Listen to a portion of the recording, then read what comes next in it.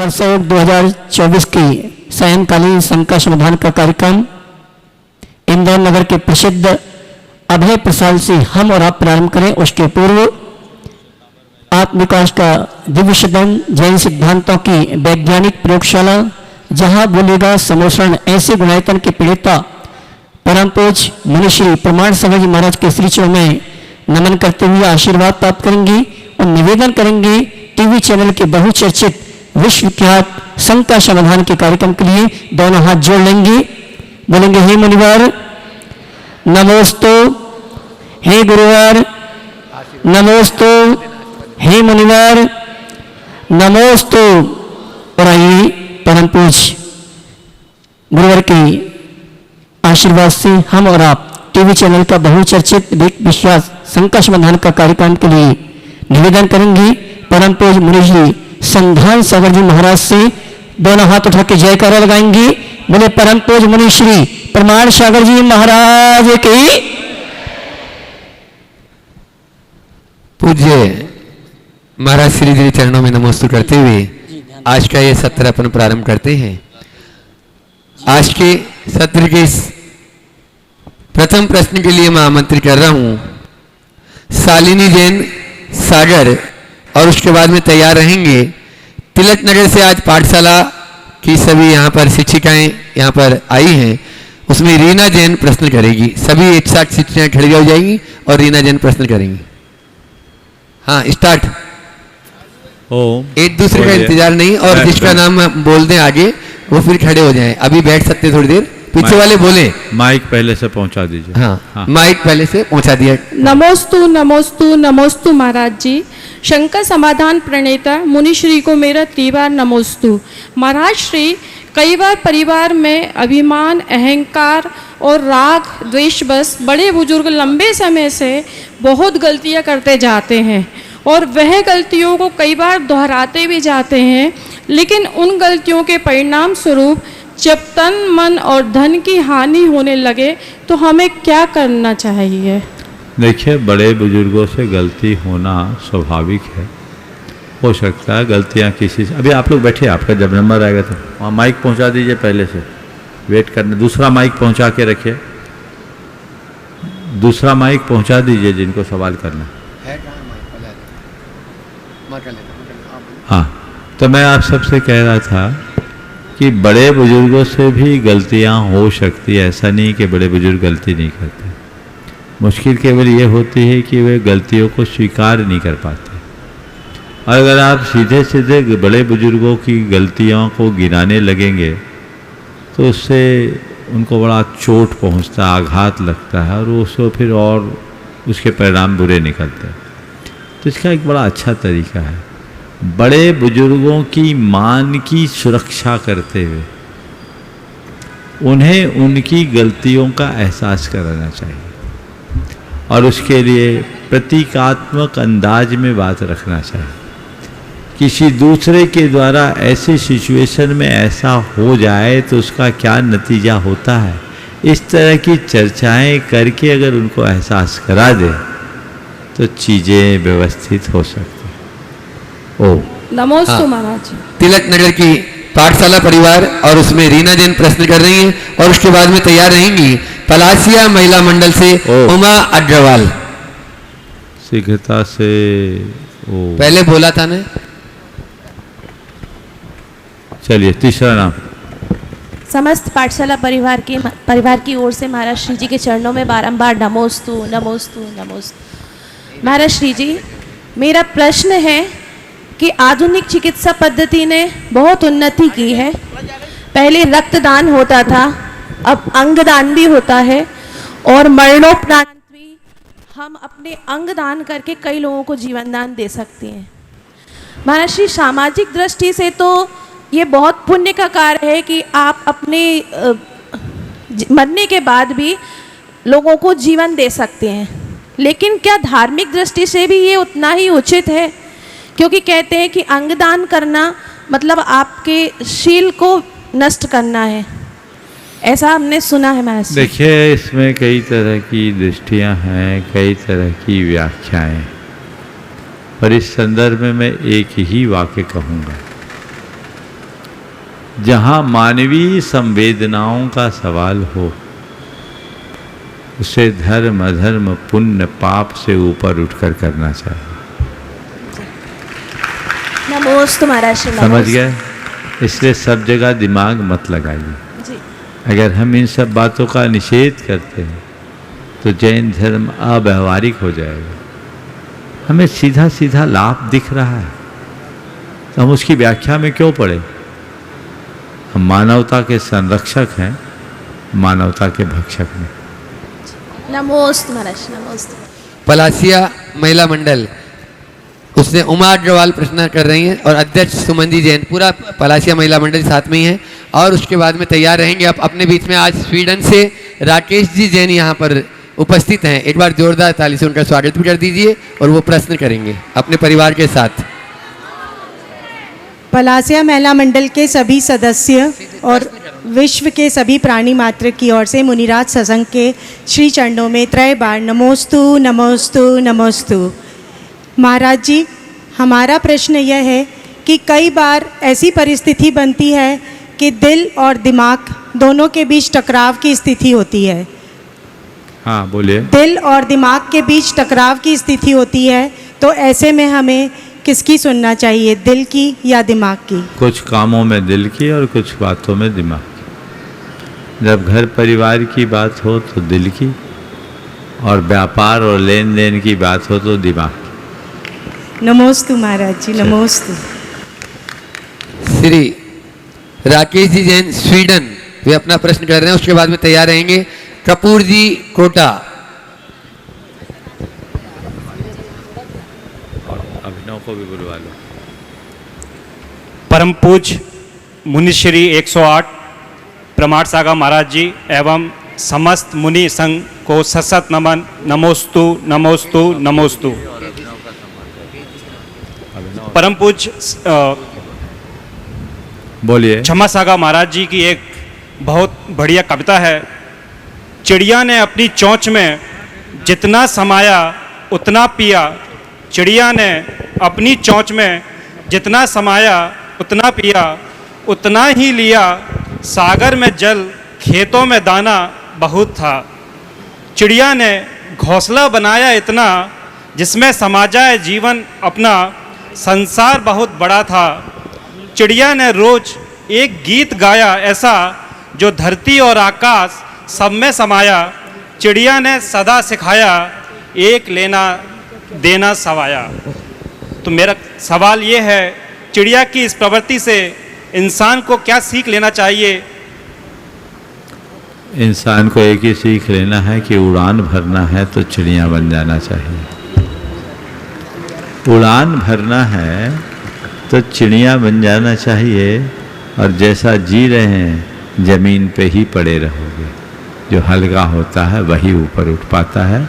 आसक्ति हमें रुलाती है और आसक्ति मुक्त जीवन ही हमें ऊंचा उठाता है।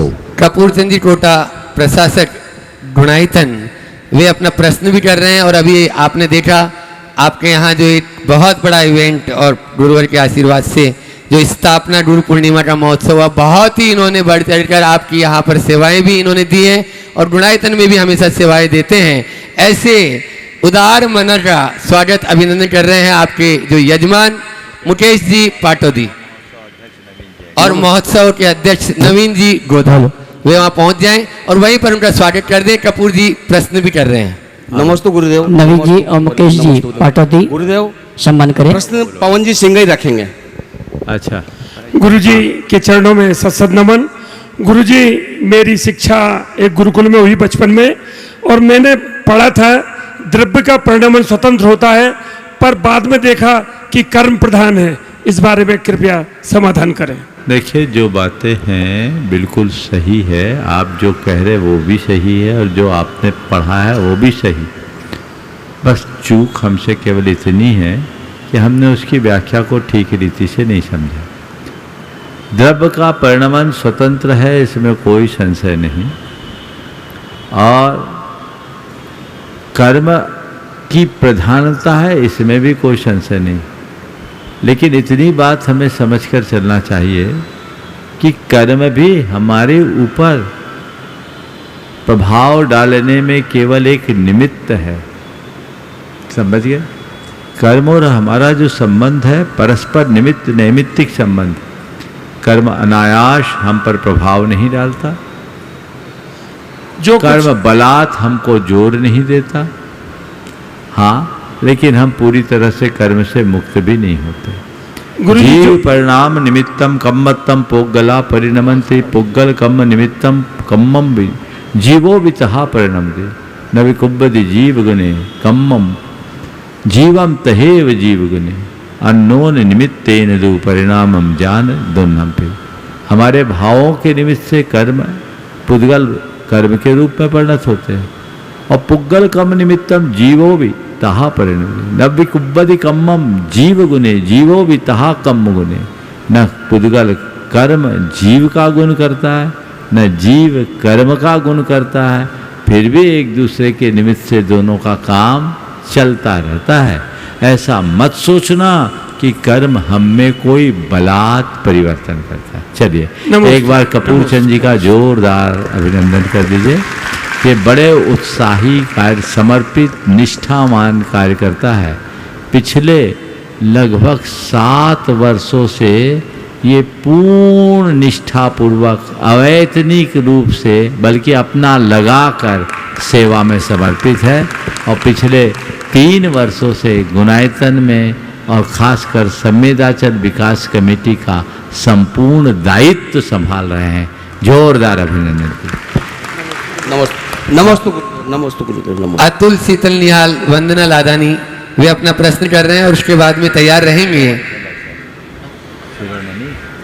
शिरोमणि संरक्षक जो गुणायतक हैं, और उसके बाद में Dharmendra ji सिकाजी Jain CEO yes infotech. वही सम्मान भी कर दो अतुल जी का। हाँ, सम्मान करते जाओ। अशोक जी पाते, अशोक जी गोदा और दिलीप जी गोदा। गुरुदेव के चरणों में हम सब अशोक जी दोषी और दिलीप जी गोदा वो वहीं पर उनका सम्मान भी कर देंगे, जो गुणायतन के शिरोमणि संरक्षक है। सम्मान के लिए रानी, और महिलाओं के सम्मान के लिए रानी दोषी जी वहां पहुंच जाएं, वे भी सम्मान करेंगे। हाँ गुरुदेव, बोलिए। जब शिव चक्र विधान जैसे और कार्यक्रम होते हैं, बड़े बड़े कार्यक्रम होते हैं, तब स्टेज पे भगवान की शांति धारा होती है, तो के चहल पहल से भगवान हिलते डुलते रहते हैं गुरुदेव, तो क्या ये उचित होता है क्या? देखिए, अब होना तो नहीं चाहिए, लेकिन अवस्थानुरूप ऐसा हो जाता है, इसलिए अब ये देखना पड़ता है। लेकिन होना नहीं चाहिए, पर बड़े आयोजनों में इसके अलावा कोई विकल्प ही नहीं, स्टेज बनाना पड़ता है, तो स्टेज में ऐसी व्यवस्थाएं हो जाती है। हमें यथासंभव व्यवस्था ऐसी बना के रखनी चाहिए कि ऐसी स्थिति निर्मित न हो। आप लोग जोरदार तालियों से अतुल जी, शीतल जी, लादानी, पूरा लादानी परिवार बक्सरा गुजरात का स्वागत अभिनंदन करें, जो अपने इस उम्र में आप देखिए दान के क्षेत्र में बहुत बढ़ चढ़कर हिस्सा लेते हैं। और उसके बाद में मैं आवाज़ दे रहा हूँ Dharmendra ji सिकाजी Jain CEO yes infotech, और तैयार रहेंगे नीरज जी सोनील जैन सोनिका परिवार USA। ओ भैया, अभी आप लाधानी परिवार की बात कर रहे थे। ये केवल दान में ही नहीं, चर्या के क्षेत्र में भी बहुत उत्कृष्ट एक उदाहरण हम सबके बीच प्रस्तुत करते हैं। बहुत सादगी और सात्विकता के प्रतिमूर्ति है और उदारता के धनी है। एक बार जोरदार करतल ध्वनि से इनका सम्मान। चलिए। महाराज जी के चरणों में नमोस्तु नमोस्तु नमोस्तु। महाराज, हम IT से जुड़े हुए हैं, तो हमको ऐसा लगता है कि सब कुछ IT में, मोबाइल में, iPad में हो जाना चाहिए, और यही सोचता हूँ कि किस तरह से हम पूरे समाज में इतने सारे लोग हैं जो अलग अलग कंपनियों में काम कर रहे हैं, उनको कैसे जोड़ें, और किस तरह से हम IT ऐसा बनाएं कि हमारे बड़े लोग के लिए भी हम दूर बैठे व्यवस्था कर सकें, उनकी यात्रा अच्छी कर सकें, बाकी सब चीज़ कर सकें। तो इसके लिए आपसे निर्देश। भैया, जो सवाल आप मुझसे कर रहे हो उसका सॉल्यूशन तो आप ही लोग रोज लोगों को देते हैं, इसका उत्तर मैं क्या दूं? बिल्कुल हमें ये प्रयास करना चाहिए। आप जो कर रहे हैं बहुत अच्छा कर रहे हैं, मैं एक सलाह देता हूँ, कुछ ऐसा करो कि केवल टेक्नोलॉजी के माध्यम से लोग एक दूसरे के अंदर एक दूसरे के साथ कांटेक्ट में ना आए। कुछ ऐसी टेक्निक डेवलप करो कि लोग एक दूसरे से घुल मिल सके। टेक्नोलॉजी एक दूसरे के कांटेक्ट को तो बढ़ा रही है, लेकिन अंदर का कनेक्शन नहीं जोड़ पा रही। वो तभी जुड़ेगा जब अंदर प्रेम और आत्मीयता के भाव हों। तो जब प्रेम और आत्मीयता जैसे भाव हों तो जीवन का पथ प्रशस्त होगा। हमें उसे आगे बढ़ाने की कोशिश करनी चाहिए। नमस्ते महाराज, नमस्ते। नीरज सोनिका जैन, उनके साथ में नविका वीर जैन, सांकी जैन जो यूएसए से अपने बीच में हैं, वे प्रश्न कर रहे हैं और तैयार रहेंगे राजीव जी भांडावत, इंदौर। नमोस्तु गुरुदेव। मैं यूएस में पैदा हूँ और मैं यूएस में ही रहती हूँ और मुझे मेरी मम्मा और मेरी पापा को बहुत शौक़ है धर्म में, पर यूएस में हम धर्म बहुत कम कर पाते। तो मैं हमारा धर्म को कैसे आगे लूँ और कैसे और करूँ? बहुत सुंदर। मुझे बहुत प्रसन्नता है कि तुम्हारे हृदय में यूएस में रहने के बाद भी धर्म करने का भाव हो रहा है। और जब तुम्हारे मम्मी पापा के मन में धर्म के प्रति लगाव है तो वो भाव इधर भी होगा, इसमें कोई संशय नहीं। तुम जैसे बच्चों के लिए यूएस में बहुत अच्छा काम हो रहा है। वहाँ प्रामाणिक समूह के द्वारा प्रामाणिक पाठशालाएं चल रही, जानकारी में है तुम्हारी, है ना? तो उस पाठशाला को ज्वाइन करो। घर बैठे खूब धर्म होगा। और गुरुओं के दर्शन समय समय पर वर्चुअली करो। टेक्नोलॉजी के माध्यम से तो हो ही सकता है, उनसे उनके प्रवचन आदि भी सुनो तो उनसे कांटेक्ट बना रहेगा। और वो कांटेक्ट बनेगा तो वहाँ बैठ कर के भी धर्म होता रहेगा। और पापा मम्मी से कहो हम पूरे साल वहाँ रहें, पर साल में कम से कम एक सप्ताह भारत आए और उसमें भी गुरुओं के पास समय बिताएं, ताकि हमारी धार्मिक भावना और भारत के प्रति लगाव हमेशा बना रहे। नमोस्तु गुरुदेव। राजीव जी भांडावत, इंदौर अपना प्रश्न कर रहे हैं और उसके बाद में आशीष जैन पत्रकार अपना प्रश्न रखेंगे, लेकिन प्रश्न को शॉर्ट में रखें। प्रश्न बहुत बड़ा किया आपने, उसको शॉर्ट में सारांश में बोले। नमस्तु महाराज साहब और मथेन वंदा में भी। महाराज साहब मैं राजीव भांडावत हूँ। हम यहाँ पर जैन इंटरनेशनल ऑर्गेनाइजेशन जियो में एक संस्था चलाते हैं जिसमें हर साल बच्चे जज एवं सिविल सर्विसेज में अधिकारी बनते हैं। उस संस्था के लिए भी मैं आपका आशीर्वाद चाहता हूँ और मेरा मूल प्रश्न पे मैं आता हूँ। महाराज साहब, आसक्ति को कम करने के लिए क्या करें और मोहिनी कर्म को क्षय करने के लिए क्या करें? एक हमारी समस्या है महाराज साहब कि हम जो जिनवानी की में सुनते हैं वो हमारे आचरण में नहीं आ पाता है। तो इन 4 महीने में जो भी हम आपका सुने वो हमारे आचरण में हमेशा टिका रहे, उसका भी मार्गदर्शन देवे। नमस्ते महाराज जी। पहले तो मैं चाहूँगा एक बार जोरदार अभिनंदन करिए भांडावत जी का। इन्होंने जो उपक्रम चला रखे हैं वो बहुत ही प्रशंसनीय है, अनुकरणीय है। आपके माध्यम से मैं आपके पूरे ऑर्गेनाइजेशन को आशीर्वाद देता हूँ। हमारी समाज की प्रतिभाओं को आगे बढ़ाने का आप लोग बहुत श्रेष्ठ काम कर रहे हैं। अब आपका जो सवाल है, आसक्ति को कम करने के लिए और मोहिनी कर्म को कम करने के लिए हमें क्या करना चाहिए? देखिए, आसक्ति को कम करने का एक ही उपाय, वो ये है कि हम यथार्थ को पहचानने की कोशिश करें। जैसे ये दोनों प्रश्नों का उत्तर है, मोहिनी कर्म और आसक्ति, क्योंकि आसक्ति एक प्रकार की मोहिनी की ही परिणति। किसी व्यक्ति से या किसी वस्तु से आपका गाढ़ लगाव ऐसा कि उसके बिना आप रह नहीं सकते, ऐसा लगाव। लेकिन अचानक मालूम पड़ा कि इस आदमी के बारे में हमने जैसा सोच रखा वैसा ये है नहीं।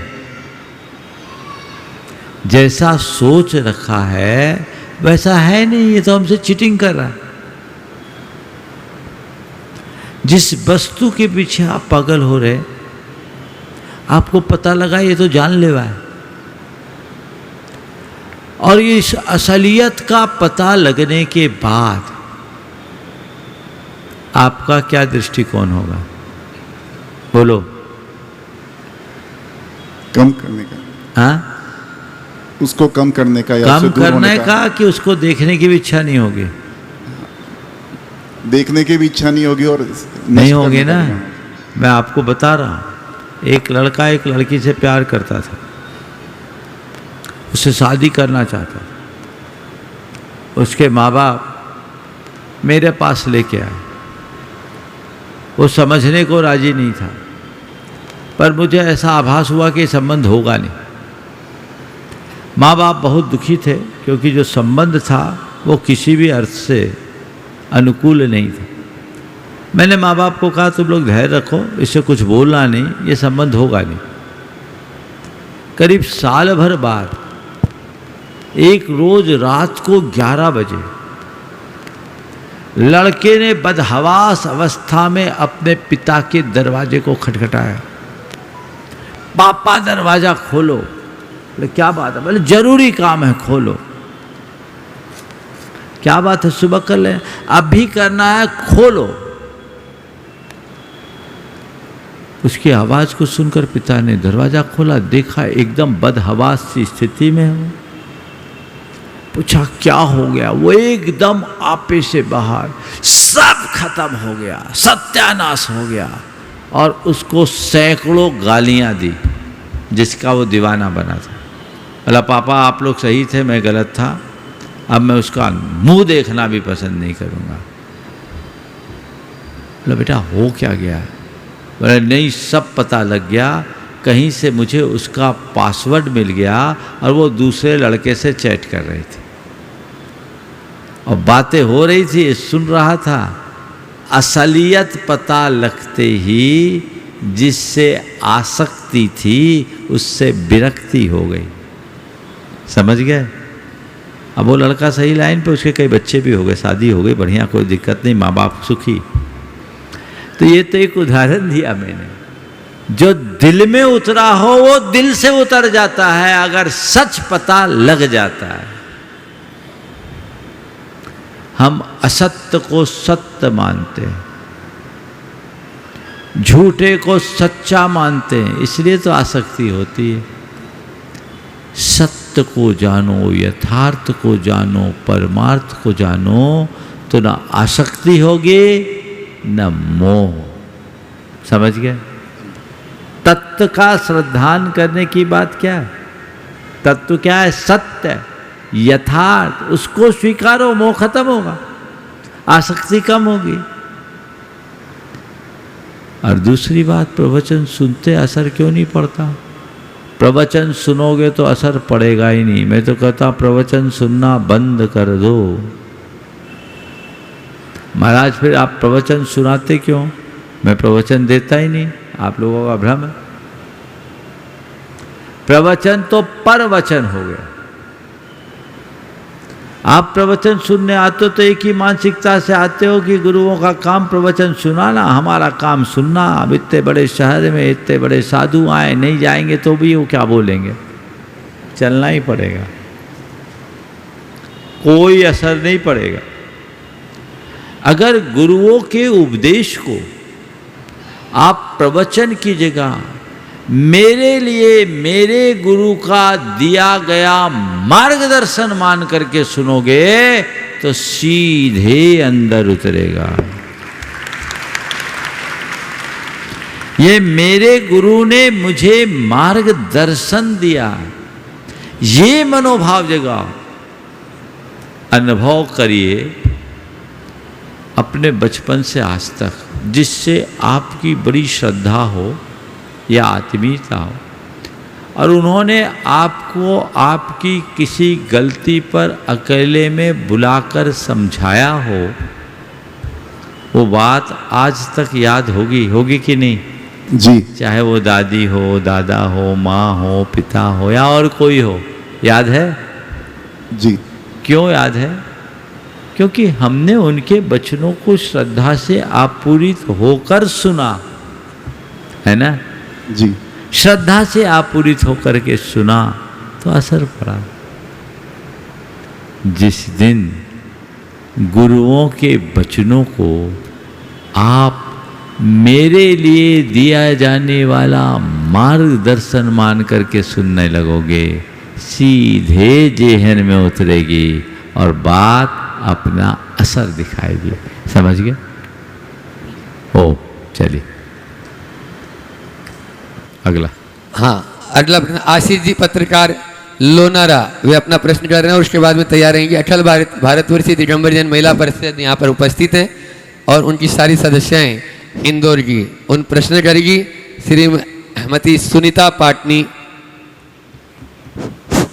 मंच पर उपस्थित समस्त मुनिराजों के चरणों में नमोस्तु नमोस्तु नमोस्तु। महाराज जी, मेरा प्रश्न है कि शारीरिक अक्षमता होने पर हम डॉक्टर के पास जाते हैं, वो डॉक्टर जो सलाह देता है वो सलाह को अपन मानते हैं। उसने कई प्रकार की सलाह ये भी दी जाती है कि मतलब आपको ये त्याग करना है, ये करना है, धर्म से आपको दूर रहना है, या पहले आपको स्वास्थ्य के ऊपर ध्यान देना है, इस बात का ध्यान दिया जाता है। जबकि वास्तव में देखा जाए तो अपन धर्म से जुड़ के भी उन चीज़ों को सही कर सकते हैं। भावना योग की है, या पूजा करने बैठते हैं तो कई घंटों मतलब पूजा करने में पानी पीने तक का भी अपने को ध्यान नहीं रहता है। इतनी सब चीज़ें अपन इस धर्म में हो जाती।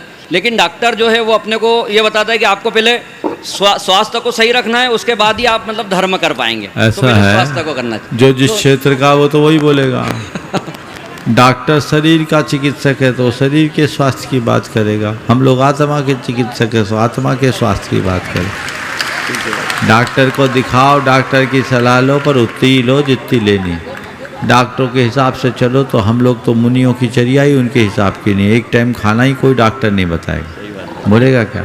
मेडिकल साइंस के एकदम अगेंस्ट है, लेकिन हमें उससे नहीं सुनना और अपने जीवन के क्रम को अपने हिसाब से आगे बढ़ाना। नमस्ते नमस्ते। महिला परिषद से सुनीता जी पाटनी और उसके बाद में प्रवीण जी जैन तैयार रहे। नमोस्तु महाराज जी। महिला परिषद की सभी बहनों की तरफ से त्रिवार नमोस्तु नमोस्तु नमोस्तु महाराज। गुरुदेव, हमारा प्रश्न है कि आजकल बदलते परिवेश में हम बच्चों को बचपन में अच्छे संस्कार देते हैं, पाठशाला ले जाते हैं, मंदिर ले जाते हैं, पर जैसे ही वो बड़े होते हैं तो सब संस्कार भूल जाते हैं और वह ऐसे प्रश्न पूछते हैं कि हम उनके सवालों का जवाब नहीं दे पाते। गुरुदेव, हमें इस प्रकार बताएं कि हम बच्चों को धर्म का मर्म समझा सकें। देखिए, बच्चों को संस्कार देना अच्छी बात है और आप लोग देते भी हैं, पर इसमें एक बात और ध्यान रखना चाहिए कि संस्कार से ज़्यादा प्रभावी संगति होती। संगति संस्कार पर हावी हो जाती। आपने संस्कार तो दिया पर संगति को ध्यान में नहीं रखा तो फिर गड़बड़ हो जाता है। फिर दूसरी बात, जो हम लोग संस्कार देने की बात करते हैं उसकी भी हमें जांच पड़ताल करनी चाहिए। हम लोग संस्कार देते हैं या कुछ बातें थोपते हैं, हमें ये करना, हमें ये नहीं करना, हमें ऐसा करना, हमें वैसा करना, बस यही बातें सिखाते हैं। पर ये क्यों करना और ये क्यों नहीं करना, ये बातें हम क्यों नहीं सिखाते? जी गुरुदेव। देखिए, बच्चों में संस्कार कैसे डलने चाहिए। मैं जबलपुर में था, एक छोटा सा बच्चा लगभग 2.5-3 साल का दर्शन के लिए आया। उसकी जेब में एक चॉकलेट थी 5 स्टार। मैंने पूछा क्या है? बोले चॉकलेट है। किसने दिया? बोले चाचा ने। बोले हमने सुना इसमें एग होता। मैंने बोला जी एग होता? मैंने हाँ हमने सुना। कहा अब भी आया और वो बच्चा मेरे कमरे से तेजी से भागा। मैंने सोचा कि इसके लिए हमने एक की बात कर दी, शायद ये इसलिए भाग गया। थोड़ी देर में वो आया। बोले कहाँ गए थे? बोले चॉकलेट फेंकने। चॉकलेट फेंकने? बोले फेंक दिया? बोले फेंक दिया। बोले कहाँ फेंका? बोले नाली में। बोले क्यों फेंक दिया?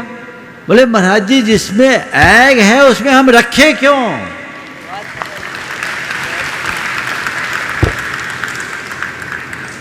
ये होते हैं संस्कार। मैंने कहा बेटा ये तुझे किसने सिखाया?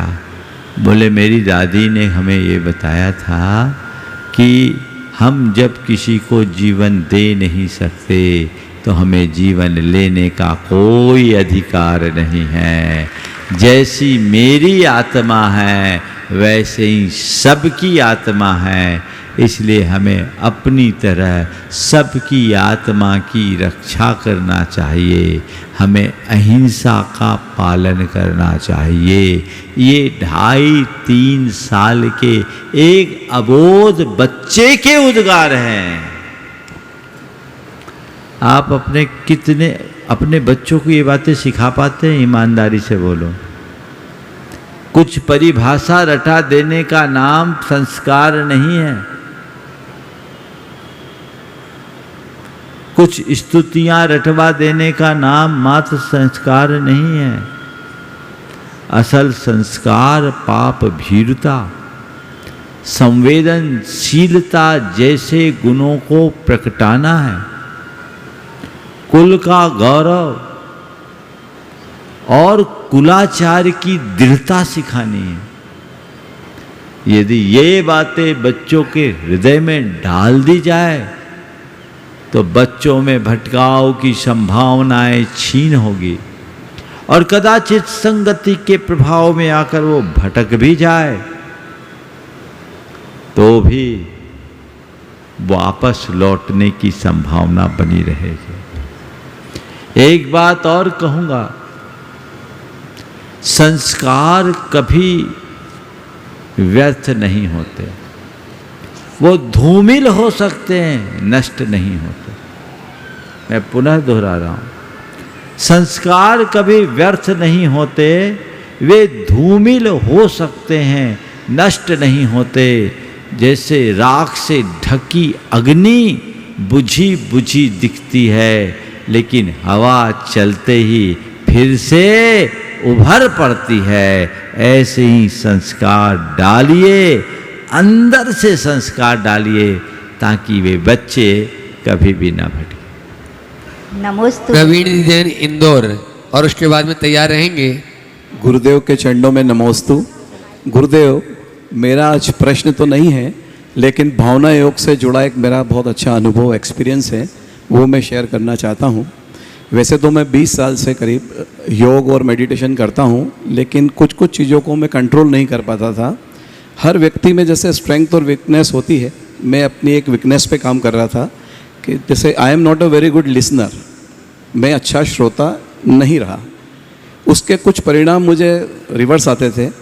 जब मैंने भावना योग को समझा और उसके बाद में 4 महीने पहले उसकी शुरुआत करी, तो उसका एक्सपेरिमेंट भी मैंने अभी 2 महीने पहले किया कि मैं एक बड़े ही प्रोजेक्ट की मीटिंग में था। जब मैंने पूरी चीज़ें सुनी समझी तो सहज रहा और शांत रहा। उस वजह से मैं अपने प्रोजेक्ट को प्रेजेंट कर पाया, और अभी तो उसको मैं अपने पाले में लेके भी आया, अपने फेवर में लेके आया। तो इसके साथ 2 चीज़ मिली मुझे कि मेरी अपनी वीकनेस तो ठीक हुई, उसके साथ में जो स्ट्रेंथ थी वो भी और बढ़ गई। तो ये एक बहुत ही ज़बरदस्त एक्सपेरिमेंट का परिणाम आया। गुरुदेव, मुझे आपसे एक छोटा सा आशीर्वाद चाहिए। जैसे मुझे अपने शरीर को चलाने के लिए भोजन की आवश्यकता पड़ती है, वैसे ही आपका जो भावना योग मल्टी विटामिन से भरपूर है, और जो मंगल भावना आपकी पूरी तरह से प्रोटीन से भरपूर है, बस ये मैं आत्मसात कर पाऊँ जीवन भर, ऐसा मुझे आशीर्वाद दें। बहुत सुंदर। जय गुरुदेव। मैं चाहूँगा एक बार प्रवीण भाई का जोरदार अभिनंदन करें। ये हमारे समाज के एक बहुत उत्तम प्रतिभा है, और इन्होंने अपने कार्य क्षेत्र में अंतर्राष्ट्रीय जगत में अपनी एक अलग पहचान बनाई है। मुझे बेहद प्रसन्नता है कि आपने भावना योग का अपने जीवन में प्रयोग किया है। मैं केवल इतना ही कहूँगा, आपने जिसका प्रयोग किया उस प्रयोग का अनुभव औरों को भी कराए और इसके प्रचार प्रसार में व्यापकता से जुड़ जाए। जरूर महाराज जी। संजय सरिता जी बिलाला बडनगर जो ट्रस्टी हैं गुणायतन के, और उसके बाद में अभिनव जी गुणायतन तैयार रहेंगे और उनके स्वागत के लिए भी तैयार रहेंगे। सुनील जी बिलाला, हर्षी जैन, रमेश जी जैन जो वहीं पर जाकर उनका स्वागत कर देंगे, जिन्होंने अभी यहाँ बिलाला कौन है बोलो। चलो आगे। हाँ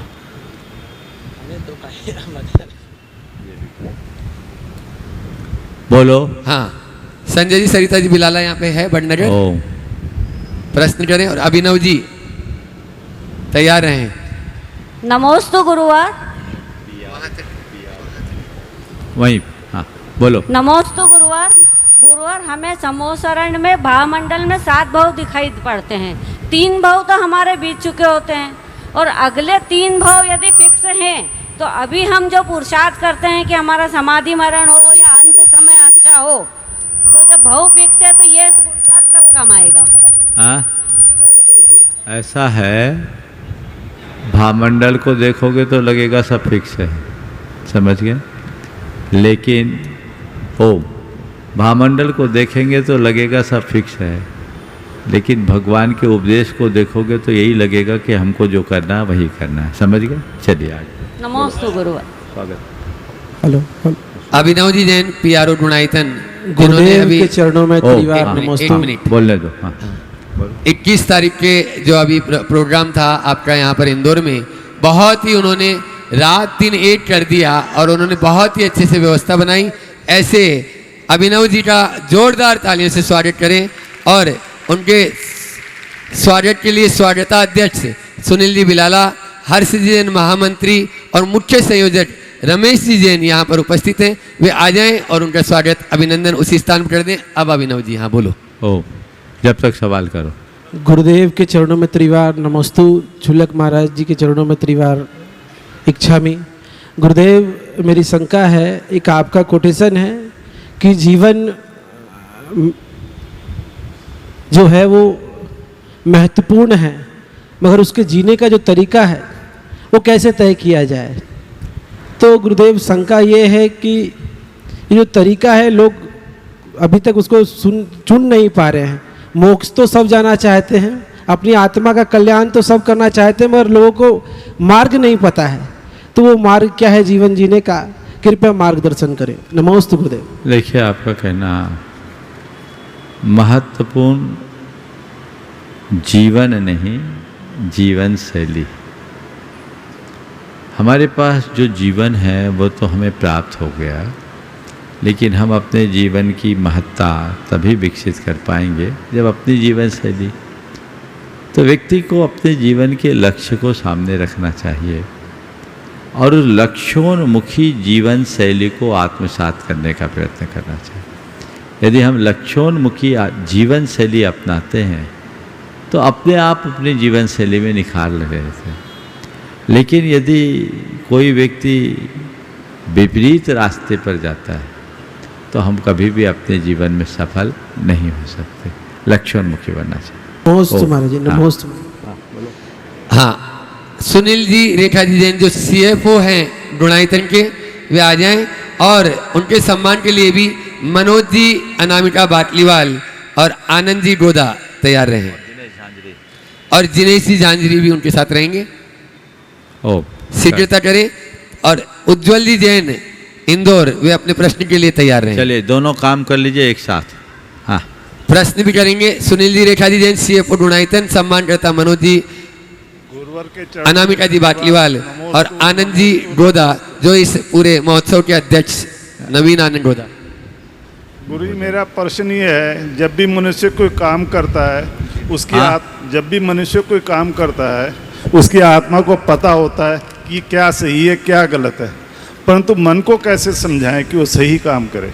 देखिए बहुत अच्छा सवाल है। क्या सही है क्या गलत है ये हमें पता है, फिर भी मन गलत की तरफ जाता है। हम अपने मन को कैसे, आप लोग अपना काम कर दीजिए साथ साथ, हम अपने मन को कैसे समझाएं। तो देखिए मन को समझाने के लिए हमें कुछ संकल्पों से भरना पड़ेगा और मन को संकल्पों से भरने के बाद अपने पुराने संस्कारों को जीतना पड़ेगा। सतत अभ्यास से हम अपने मन को मोड़ सकते हैं, और जब हम मन को मोड़ने में समर्थ होते हैं तभी मन को समझा पाते हैं। ओम। उज्जवल जी जैन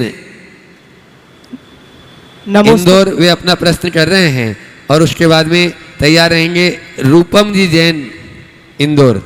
स्थान का नाम भी लिख दिया करो, दोनों में नहीं लिखा। नमोस्तु महर्षि। महर्षि मेरा प्रश्न है, कहा जाता है प्रेम अटल हो भाव सकल हो मन में मन की भाषा, और बिन बोले जो व्यथा समझ ले सच्चे मित्र की परिभाषा। परंतु आज के दौर में देखा जाता है कि मित्रता का रिश्ता मात्र मनोरंजन और दिखावटी का रह गया है। कृष्ण और सुदामा और गुरुजी और मारुति जी की जो मित्रता जग में विख्यात थी, ऐसे मित्रता हमें देखने नहीं मिलती है, और थोड़ी से लोगों की बातों में आकर मित्रता का गहन रिश्ता भी टूटता चला जाता है। तो किस प्रकार हम अपने मित्रता के रिश्ते को संभाल के रखें? मित्रता के रिश्ते को संभाल के रखने की बात आपने की है। सबसे पहले तो मित्रता किससे करे ये सवाल करना चाहिए। अगर हम सही व्यक्ति से मित्रता करेंगे तो मित्रता को टिकाने का सवाल ही नहीं होगा, मित्रता अपने आप टिकी रहेगी। और गलत लोगों से मित्रता होगी तो उसके उसके टिकने पर सवाल हमेशा खड़ा रहे। तो हम किससे मित्रता करने जा रहे हैं, हमारी मैत्री किससे है, ये हमें देखने की ज़रूरत है। समझ गए? तो हम जिससे मित्रता करना चाहते हैं उसका व्यक्तित्व हमें पहचानना चाहिए। मेरे देखे एक अच्छे मित्र में 4 गुण होना चाहिए जो हमें हमेशा सकारात्मक प्रेरणा दे, जो हमें हित में लगाए, जो हमें अहित से बचाए, और जो हमारी खुशी की जगह हमारी भलाई को प्रमुखता दे, उससे अपना मित्र मान। अगर ऐसे व्यक्ति से मित्रता रखोगे तो हमेशा अच्छा बना रहेगा, और अगर उससे विरुद्ध होगा तो मामला गड़बड़। नमोस्तु महर्षि। रूपम जी जैन इंदौर, और तैयार रहेंगे उसके बाद में अर्चना जी जैन इंदौर। नमोस्तु महाराज जी। संतोष कुमार मालगुजार की तरफ से नमोस्तु महाराज जी। गर्भवती महिला है, वह भावना योग भी करती है, उसको उस जीव के लिए आने के लिए अपन को कौन से संस्कार देना चाहिए? भावना योग में ही सारे संस्कार, वो करो, देखो क्या प्रभाव पड़ता है। और उन लोगों से मिलो जिन महिलाओं ने 9 माह तक निरंतर भावना योग किया है, और वो बताएंगे कि हमारे संतान पर उसका कितना चमत्कारिक प्रभाव है। वो करते हैं। नमोस्तु महाराज जी। अर्चना जी जैन गोयल नगर, और उसके बाद में सरिता जी अजमेरा। तैयार हैं। मुनित्रय के चरणों में बारंबार नमोस्तु नमोस्तु नमोस्तु। छुल्लक जी के चरणों में इक्षामि इक्षामि इक्षामि। गुरुदेव, मैं गोयल नगर में हम लोग का एक स्वाध्याय ग्रुप चलता है, जिसमें हम लोग 30-40 महिलाएं ऑनलाइन स्वाध्याय करते हैं।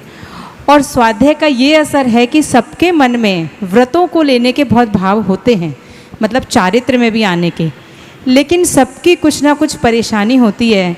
किसी के बच्चे नहीं लेने देते हैं, किसी के पति नहीं लेने देते हैं, और दूसरी परेशानी ये कि कहीं कहीं कहते हैं कुएं के पानी नहीं मिलता है, कहीं और परेशानियां आती हैं। तो इसको चारित्र में कैसे कन्वर्ट करें, इन बच्चों, पति या ऐसी परेशानियों से अलग हट करके? देखिए, ये तो स्वाभाविक है, ये तो होता है, होते ही रहेगा। हमें चाहिए कि हम सामने वाले को सहमत करें, उनको अपने साथ जोड़ें, और उनकी सहमति बननी चाहिए। सहमति बनाने का प्रयास करें, विनम्रता के साथ मनाने की कोशिश करें तो मान जाएंगे। यदि आपकी दृढ़ता होगी तो सामने वाले को मनाना बहुत आसान। दूसरी बात, जहाँ तक कुएं के पानी का सवाल है, ये समस्या पूरे देश में है, पर इसका बहुत अच्छा सॉल्यूशन है। वो है बरसात के जल को संग्रहित करके रखना। यदि आप अपने निजी मकान में रहते हैं, कुछ मत कीजिए, घर की छत के ऊपर 400 स्क्वायर फुट का एक टीन शेड लगा लीजिए। उस टीन शेड के नीचे आप सिंटेक्स वगैरह की जो टंकी होती है और 3 या 4 लेयर की टंकियाँ रख दीजिए, और उसके बारिश की जो जल होता है उसको निकलने के लिए सीधे उसका कनेक्शन उसमें लगा दीजिए और उसको एक बल्ब के द्वारा कनेक्ट कर दीजिए। बल्ब लॉक रखिए, बंद करके रखिए। पानी बारिश का आएगा, थ्रू बहता रहेगा, वहाँ भी एक बल्ब होगा। जब बरसात हो, पहली, दूसरी, तीसरी बारिश के जल को बह जाने दीजिए और फिर एक बार उसकी छत को बरसात के थोड़े पहले साफ़ कर लीजिए। कोई आदमी चढ़ के साफ़ कर ले, 400 फुट तो आराम से साफ़ हो सकता है। और फिर बरसात हो तो सीधे पानी को अपने टैंक में स्टोर कर लीजिए। एक परिवार के लिए यदि 2 व्यक्ति हैं तो उनके लिए पूरे साल के चौके के और खुद के पीने के लिए 5 से 6 हज़ार लीटर पर्याप्त है। इतनी टंकियाँ वहाँ रख लीजिए, उसको चारों तरफ से कवर कर लीजिए और उस टैंक का कनेक्शन सीधे अपने रसोई में ले आइए।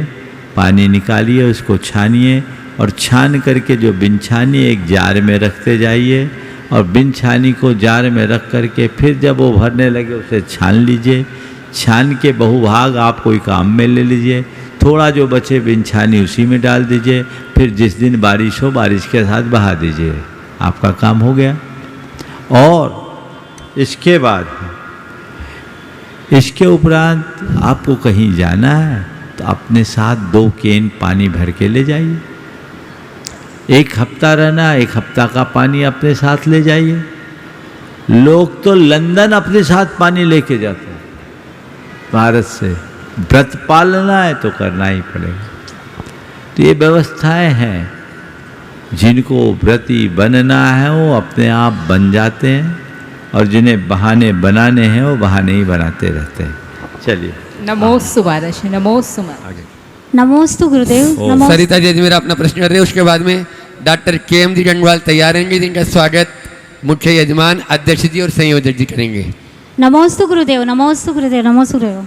गुरुदेव, जो पाता है वो भाता नहीं और जो भाता है वो पाता नहीं, इसलिए संसार में सुख साता नहीं। कहाँ से सवाल? हाँ बोलो। जो पाता है वो भाता नहीं और जो भाता है वो पाता नहीं, इसलिए संसार में सुख साता नहीं।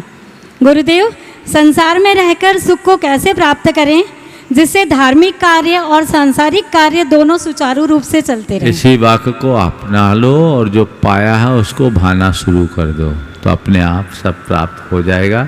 डॉक्टर साहब का जब तक स्वागत करिए आप लोग। आज सवाल निर्वेक सागर आपको जल्दी से कर दीजिए वहीं पर। डॉक्टर KM गंगवाल हमारे समाज के एक बहुत बड़े विभूति हैं, गौरव है, और इन्होंने बहुत उत्कृष्ट काम किया। ऐसे शख्स का सम्मान होना चाहिए।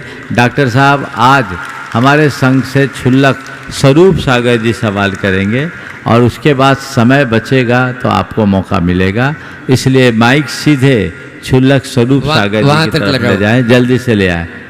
चलिए, रमेश जी निर्वाणा पहुंच जाए, वहाँ पे संयोजक, मुख्य संयोजक। ओम ओम ओम पहुंच गए। हाँ डॉक्टर साहब। गुरुदेव, एक सवाल बार बार मेरे मन, स्वरूप सागर जी के लिए माइक लगाओ। हाँ, एक सवाल बार बार मेरे मन में आता है गुरुवर, जिसका मैं आपका समाधान आपकी ओर से चाहता हूँ। आपको आज सवाल के लिए अवसर नहीं है डॉक्टर साहब, यहाँ मेरे पास समय कम है, हम क्षुल्लक जी को मौका देंगे। जल्दी कीजिए। क्षुल्लक स्वरूप सागर जी महाराज, एक बार डॉक्टर साहब का जोरदार अभिनंदन कर दीजिए। लाओ जल्दी माइक लाओ।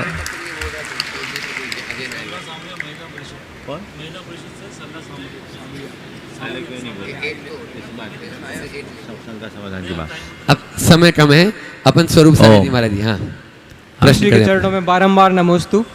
महाराज जी, आप अक्सर कहते हैं कि अगर पहली पारी में, जीवन की पहली पारी में धर्म ना कर पाएं तो दूसरी पारी को धर्म के लिए समर्पित कर दें। लेकिन महाराज जी, अक्सर देखा जाता है कि हमारी समाज जो है वो स्वास्थ्य के लिए इतनी जागरूक नहीं है। पहली पारी में या तो धन कमाने में या अन्य व्यस्तताओं में स्वास्थ्य पर ध्यान नहीं देती। होता ये है कि दूसरी पारी में वो इतने स्वस्थ नहीं रह पाते कि धर्म को अच्छे से कर पाएँ। तो महराज जी किन बातों का ध्यान रखें ताकि बाद में बुढ़ापे में धर्म को अच्छे से किया जा सके? देखिए, बहुत अच्छा सवाल महाराज श्री ने किया। सवाल तो मैं ये कहता हूँ, धर्म तो जब समझ में आ जाए तभी से करना चाहिए। पहली पारी में धर्म करो और शुरू से ही धर्म करो तो सबसे अच्छा है।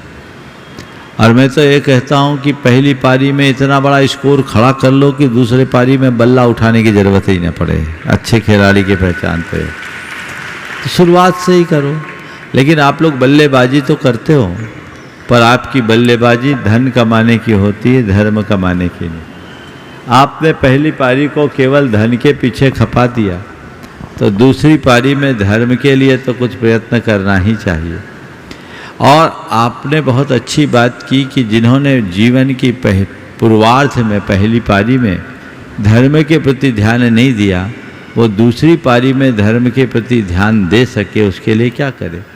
तो मैं कहता हूँ कि वो पहली पारी में यदि दुनियादारी में लगे हैं कोई परवाह नहीं, दूसरी पारी में वो धर्म कर सकते, बशर्ते पहली पारी में धन कमाने के साथ साथ अपने सेहत का ध्यान रखे, अपनी चर्या नियमित रखे, युक्त आहार विहार करे और पहली पारी में ही ये तय कर ले कि मुझे दूसरी पारी में बल्ला नहीं उठाना है, दूसरी पारी में तो हमें धर्म के मार्ग पर लगना है। एक सुनिश्चित लक्ष्य बना करके जीवन जिए और उस सुनिश्चित लक्ष्य के साथ अपना पुरुषार्थ जगाए। जब तक मेरी जिम्मेदारी है तब तक मैं अपनी घर गृहस्थी और व्यापार व्यवसाय दुनियादारी को समय दूंगा। जिस दिन मेरी जिम्मेदारी पूरी हो जाएगी उस दिन मैं केवल और केवल अपने लिए समय दूंगा और परमार्थ में लग जाऊंगा। हमारे 24 तीर्थंकरों की परंपरा आप देखिए, उनने यथार्थ में दूसरी पारी में ही धर्म किया। बाल ब्रह्मचारी की परंपरा तो आखिरी तीर्थंकरों से है, 24 में 5 है, वो भी अपवाद। हम लोग उसी परंपरा को आगे बढ़ा रहे हैं। 19 कौन थे? 19 तुम्हारी जमात के थे ना। उनने पहले विवाह किया, फिर वैराग्य हुआ। उन्होंने कर्म भी किया, धर्म भी किया, अपने आप को परमार्थ से नियोजित किया। तो उनकी जीवनचर्या वैसी थी ना। आजकल आप लोगों की धारणा बिगड़ गई, हम लोगों को देख के कि ये बाल ब्रह्मचारी होते हम तो अच्छा होता।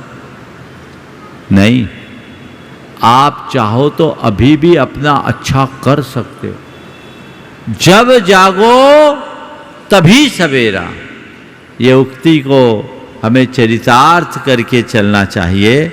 जब हम जागेंगे तभी सवेरा है, इसलिए प्लान कीजिए।